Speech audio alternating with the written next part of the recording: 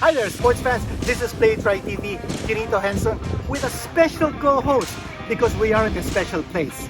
And this gentleman right here is a former PBA chairman, he's a senior consultant with Lanco, and a member of the board of Punta Fuego, none other than someone whom you're very familiar with, Mr. Patrick Gregorio. Guest co-host siya. Thank you for this invitation, Kinito. Well, and thank you for joining us here in Caso. My pleasure, and also my honor. You talked about Calatagan South Beach is where we are, and this is also the venue, the site for the UAAP 3x3 Men and Women Competition. And Mr. Gregorio, bakit po napili ang Calatagan South Beach to be the site for this very historic event? Well, we're promoting Calatagan South Beach as an ideal sports tourism destination. And of course, since this is under the Lanco Metro Pacific Group, we requested our bosses, Mr. Pangilinan and Mr. Palilio, please donate your 3-on-3 court because it's just in Meralco, and we can put it up here and host events. And then I found out, UAAP 3-on-3. So I contacted our friends or the UAAP management board, and they said, can we host you in Calatagan? And yeah, here we are. Well, Mr. Gregorio, gaano kahirap i-set up itong 3x3 dito sa Calatagan South Beach? And what has been the experience from the players? Well, I think they're pleasantly surprised. You know, they're in a bubble setup. I think this is a perfect bubble setup. When they saw the resort, when they saw the international court standards, when they saw the Crusoe cabins, they said, oh, this is perfect. We are so lucky to be here. We're so lucky to be part of the team.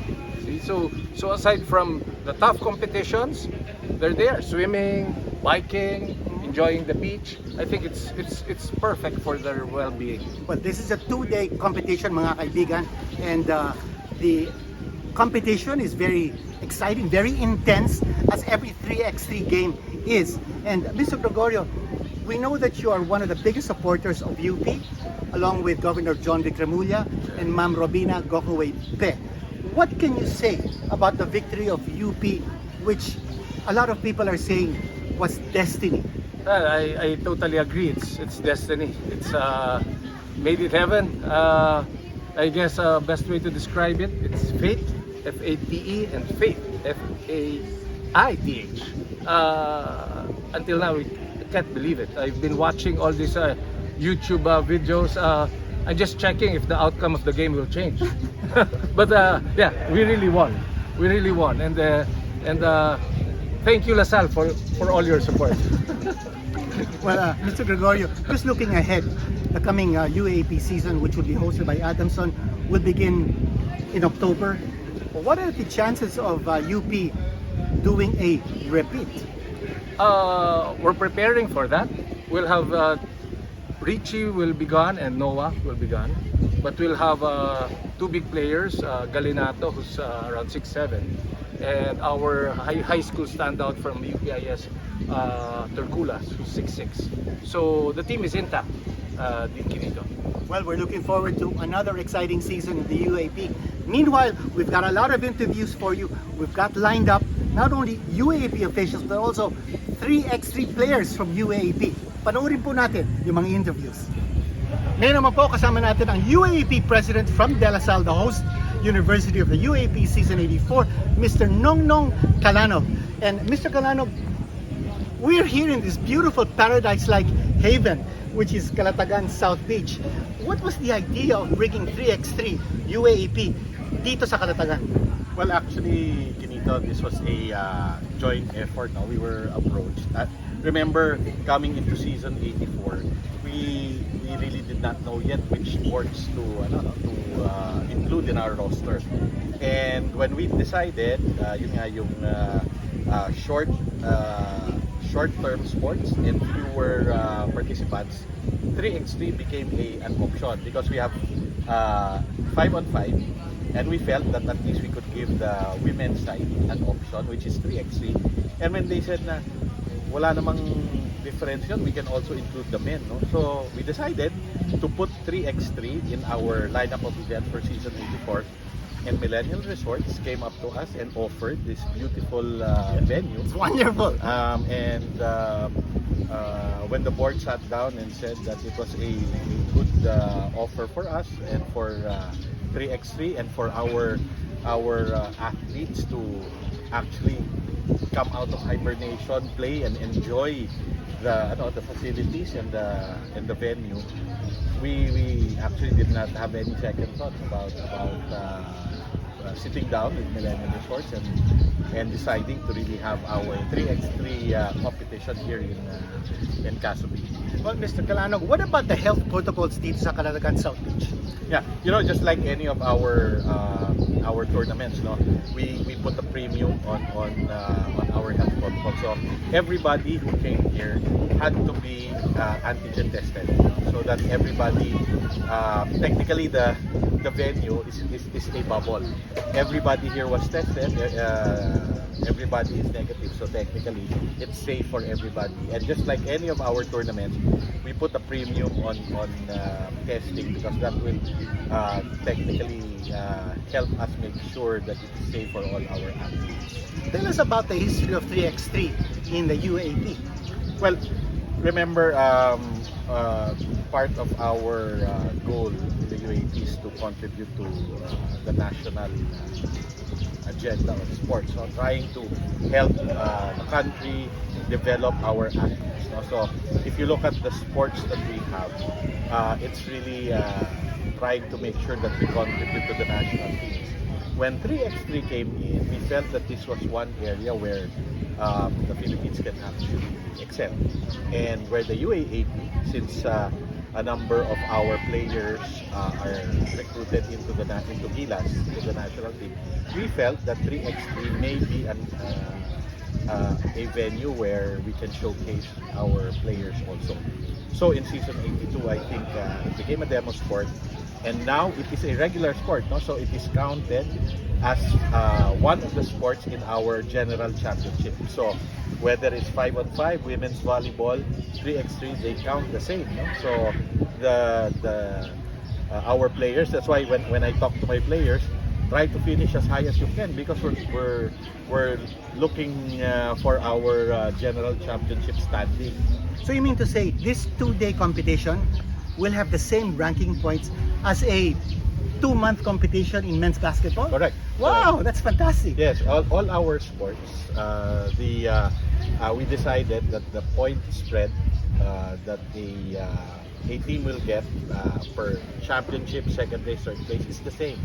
So that the general championship concept is really a total team effort of the school. So you may place champion in one but place low in another. That doesn't give you a good program. But if you place consistently second, third, fourth, you can actually pile up the points to win the general championship. Well, I understand, Mr. Carano, that this is actually a joint effort involving so many stakeholders of basketball, because over at the courts, I saw Mr. Dicky Bachman and Mr. Joey Guanyo of the PBA 3x3, Ronnie Magsanok of SPP 3x3. It's like everybody coming together to give total support to UAAP. Yeah. Well, on the part of UAAP, it's also total support to the national agenda for sports. No, I remember a few years back before the pandemic, talking to Coach Ronnie, being the head of 3x3, and explaining to me that they're really serious about developing the 3x3 competitions, and hopefully that being a jump off point for our involvement in World 3x3. No? So SPP, PBA 3x3, and of course the UAAP, we're happy to be working together, hopefully to also come up with a gold medal for the Philippines sometime in the future. Last question, Mr. Carano. Looking at the future, UAAP, someone told me that in this particular season, 5-on-5 players are able to play in 3x3 teams, but it will not be the same in the next season, because eligibility for 3x3 will be different from 5-on-5. In other words, if a player plays in 3x3, that will be counted against his eligibility year if he goes to 5-on-5 later on, if he transfers. Can you please explain? Well, actually, we don't distinguish sports. It's really the season, no? Pinito. So, when you play in a particular season, that is already one playing year, regardless of what sport you play. So for example, if you play, like for example, Kirk Long of Ateneo, played 5-on-5 basketball and baseball. Right. So regardless if you play 5-on-5, 3x3, volleyball, the mere fact that you engaged yourself in a sport in that particular season, that is one playing year.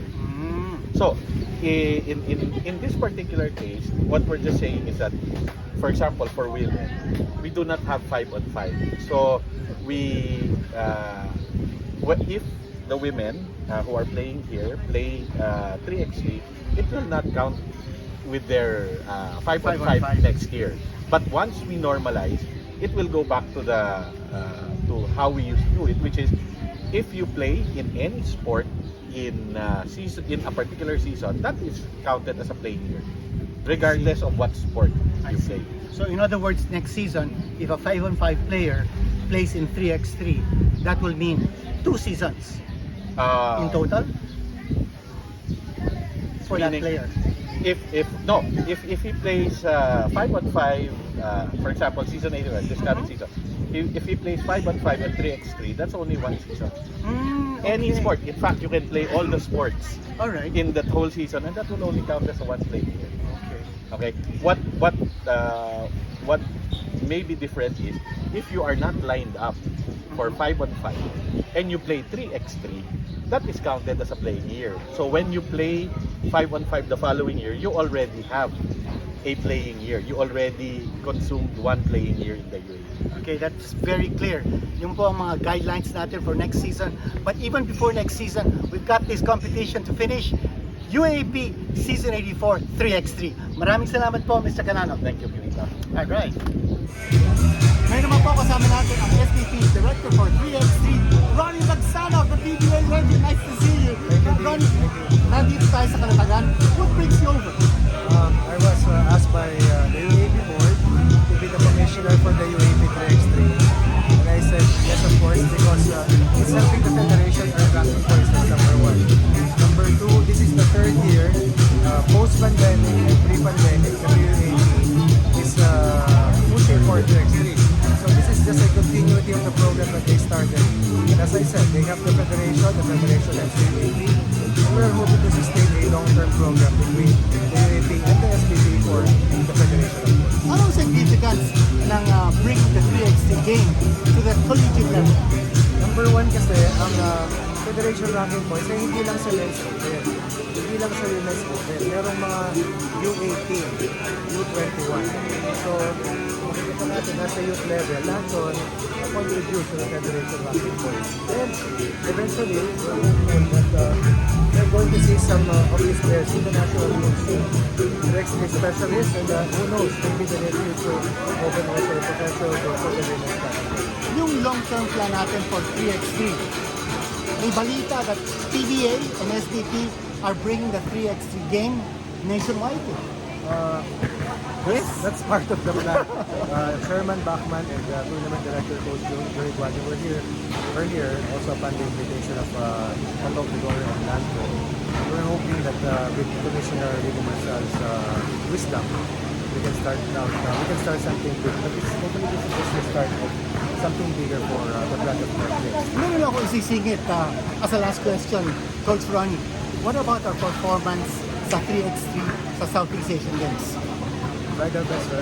Really tried our Okay. best.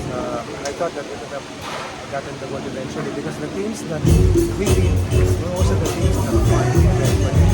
The team that beat us were also competing in the battle for the bronze medal.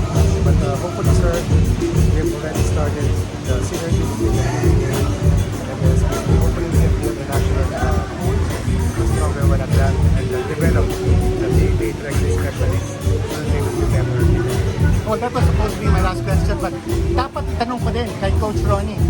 Anong feeling mo nung nanalo ang UP ng UAAP Men's Basketball Championship? Masaya, napakasaya, saksahan ng saya, sobrang saya. Para sa mga players, sa mga coaches, at sa buong community. I'm very grateful that we saw it in our lifetime. And finally, Coach Ronnie, before we let you go, itong layout sa Calatagan South Beach. No? This is a wonderful 3x3 layout. Can you tell us how exciting this is for you being a former player, a former UP Maroon, and now being the commissioner of this very exciting league? You don't see this often. Just to be able to hold something like this, even at the collegiate level, speaks volumes. This is the SPP next record related to the property of so let's see their delay. And again, hopeful that eventually this is going to be the start of many executions in this place because lahat ako nakita ganito. Hopefully we can give them that place such as this because it's very special for the players and hopefully we will attract a bigger fan base and attract more Texas specialists in the future para marami tayo magiging RJ Barrieto, Yes. Rivero, Chris Osan, Burgess, Walaputua, DJ Perez para sa mission. Maraming salamat, Coach Ronnie Magsano. Nandito po tayo, Calatagan.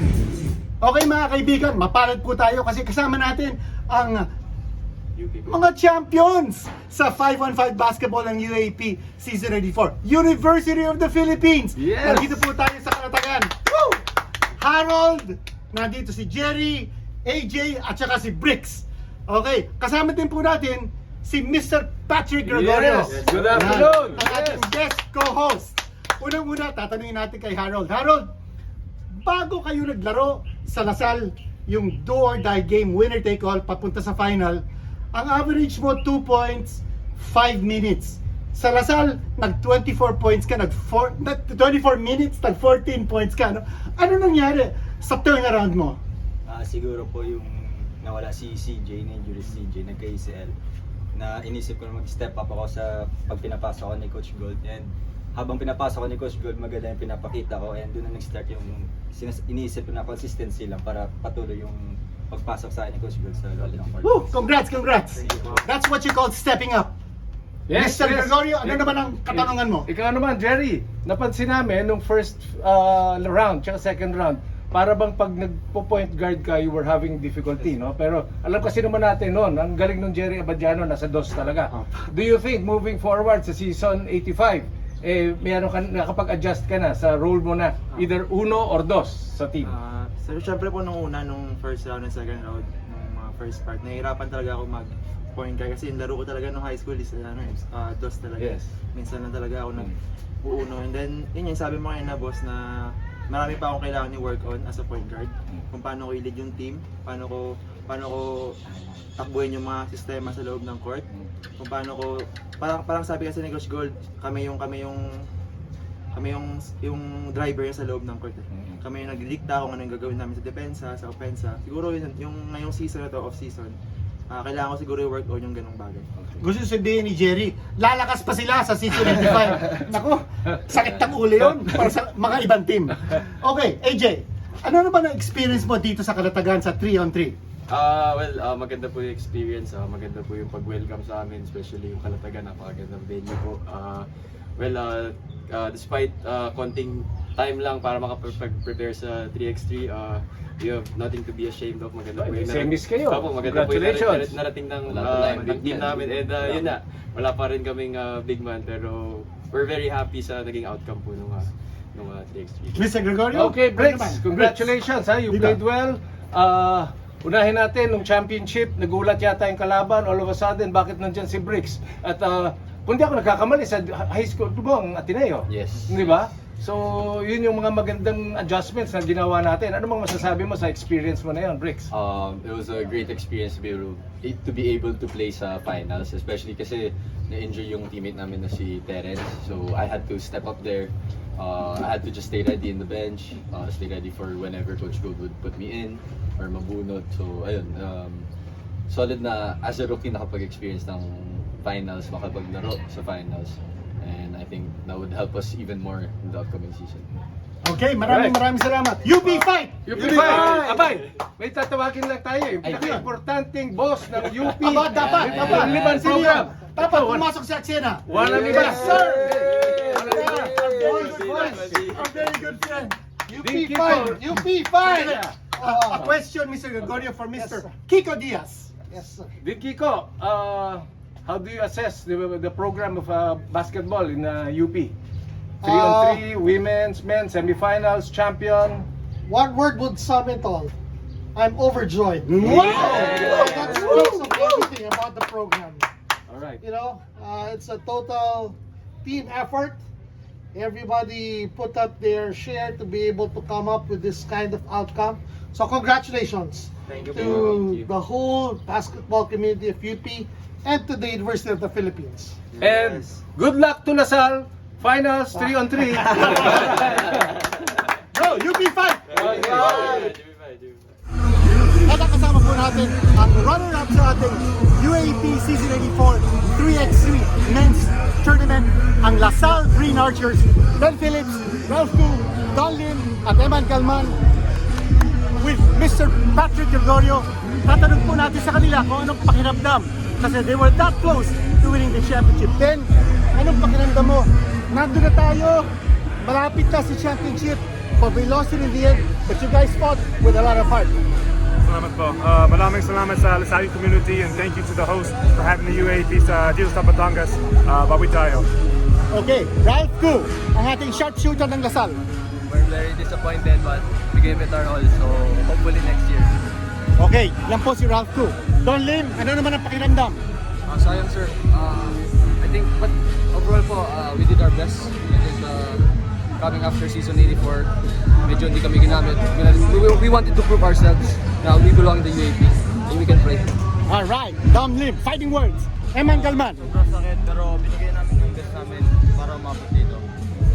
Okay, maraming salamat. Congratulations, the Lasal Green Archers. Second place sa UAAP Season 84 3x3 Men's Tournament. Thank you. Good. Natapos na po ang UAAP 3x3 sa men's competition. Nanalo po ang UST 2120 over Lasal. Kasama po natin ang MVP, yung bagong dating sa Gilas program, Sherwin Concepcion. Sherwin, maginig ka dun sa may bandang dulo ng ating final game. Anong pakiramdam mo nung binuhos mo na yung lahat? Una, siyempre, nagpapatingin ako kay God kasi binigyan niya ako ng lakas ng loob at ng katawan para manalas game. Yun na nga, lagi ko naman sinasabi sa sarili ko. As we now move on to award the champions of the ladies division, we're going on Mr. Jose Lilo Campo to be assisted by Mr. Mark Molina, who knows a lot about basketball. National player. Napakahusay. UST. Alam ko na eh. Sinabi ko nga kay Coach Manansala. We'd like to welcome the National University Lady Bulldogs. Ano ba ang pakiramdam mo? At ako nga nag-coaching staff ng Gilas para magkaroon para sa Pilipinas. Alright, undefeated, Siyempre, unblemished, sobrang with a blessed ako. 3-0 Parang panaginip ka lang. Siyempre, daming gustong makarating din sa game na to, sa ating Pilipinas. Yun, sobrang blessed ko lang siguro. Okay, kaya po nagtatapos ang ating special episode sa PlayitRight TV. Kasama po ang ating guest co-host, Patrick Gregorio. Ito po si Benito Henson. Maraming salamat sa inyo lahat. Like and subscribe, hit that bell button for notification. PlayitRight TV. Dito po, Calatagan, South Beach.